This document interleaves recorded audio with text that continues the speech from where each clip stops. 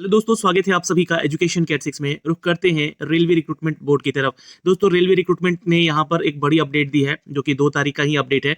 ये है दोस्तों वार्षिक कैलेंडर। जी हाँ, आरआरबी ने कैलेंडर जारी कर दिया है। इसको लेकर रेल मंत्री ने और क्या-क्या बोला है, उसके बारे में भी जानेंगे। पहले इस कैलेंडर को हम लोग यहाँ से देखते हैं। और ये एक एनुअल कैलेंडर है। एनुअल कैलेंडर यानी कि जितनी भी रिक्रूटमेंट आने वाली है इस साल की आरआरबी की तरफ से, उसके बारे में जानकारी दी गई है।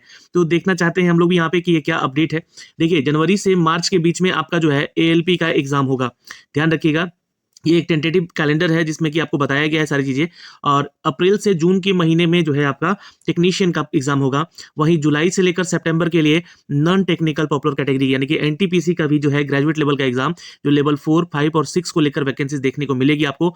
वहीं पर एनटीपीसी को ही लेकर, यहाँ पे नॉन टेक्निकल पॉपुलर कैटेगरी को ही लेकर अंडर ग्रेजुएट यानी कि 12th या पीजी लेवल का ही हो सकता है कि आपको यहाँ पर वैकेंसीज देखने को मिले, जो कि लेवल 2 और 3 का है।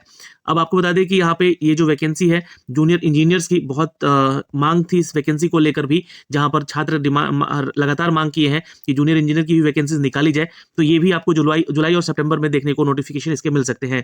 पैरामेडिकल कैटेगरीज को लेकर यहाँ पर भी आप लोग जो है देख सकते हैं, यहाँ पे अपडेट किया गया है। और अक्टूबर, नवंबर और दिसंबर, ये 3 महीना आपके लिए इंपॉर्टेंट होगा ग्रुप डी की वैकेंसीज को लेकर।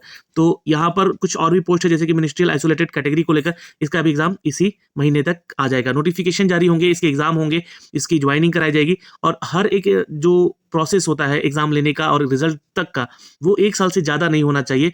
और इसके ऊपर क्या बोला है शिक्षा रेल मंत्री ने, तो इसके बारे में भी थोड़ा सा आप लोग जरूर देखिए और सुनिए।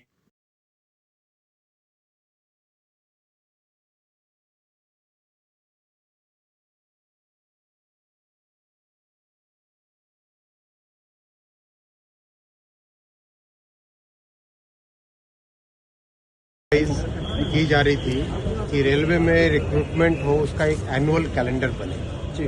और एनुअल कैलेंडर इस तरह से बने कि पूरे बच्चों को जो कैंडिडेट्स रेलवे रिक्रूटमेंट में हिस्सा लेना चाहते हैं, उनको एक बहुत ही प्रेडिक्टेबल तरीके से एग्ज़ाम का टाइम रहे और हर साल एग्ज़ाम रहे, जिससे कि हर साल इनटेक होता रहे, अच्छे तरीके से ट्रेनिंग मिल सके।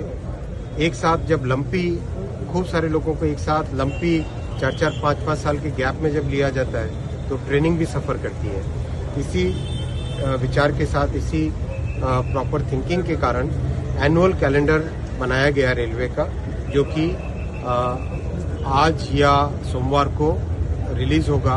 इसमें जितने भी कैटेगरीज हैं, उन सब कैटेगरीज का एक प्रॉपर सिस्टमेटिक तरीके से एनुअली इनटेक रहेगा। साल में 4 बार एम्प्लॉयमेंट नोटिफिकेशन निकलेगा, हर कैटेगरी का अलग अलग रहेगा, ताकि सभी को अवसर तो दोस्तों मिले। आपने सुना यहाँ पर कि रेल मंत्री ने यहाँ पर क्या बोला है कैलेंडर को लेकर। जब होता था, और ये साल में आपको 4 ऐसे नोटिफिकेशन देखने को मिल जाएंगे रेलवे रिक्रूटमेंट को लेकर। और एज क्राइटेरिया को लेकर भी उन्होंने बड़ी बात बोली कि जिनका इस बीच में गैप हो गया है, तो उनको एज बढ़ाकर भी दिया जाएगा। इस चीज का भी जिक्र हुआ है।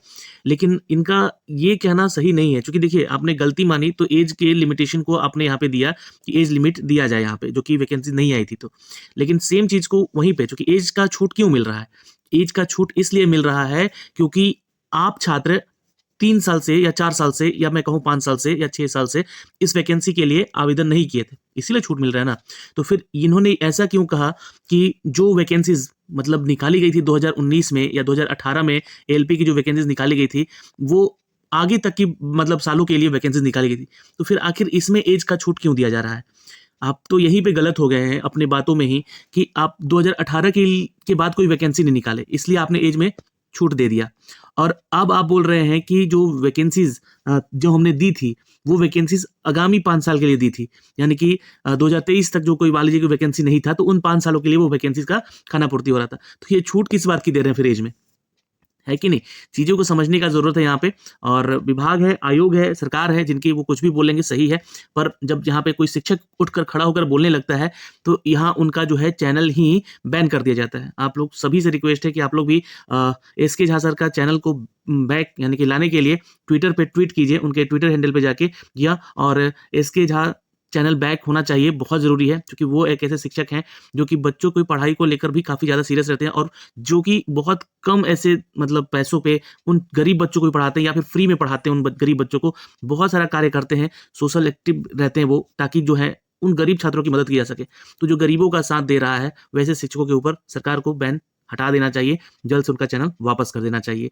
फिलहाल दोस्तों आप लोगों ने ये सारा डिटेल तो देख ही लिया होगा और इस वीडियो के माध्यम से बस मैं इतना ही यहाँ पर जो है बताने आया था कि रेलवे भर्ती को लेकर अब देखिए अगले आने वाले आगामी सालों में आप लोग को जो है हर साल कैलेंडर जारी होगा, हर साल वैकेंसी निकाली जाएगी।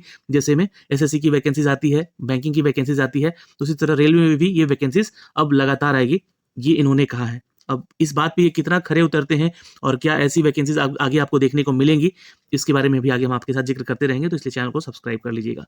फिलहाल अभी की वीडियो में इतना ही। जय हिंद।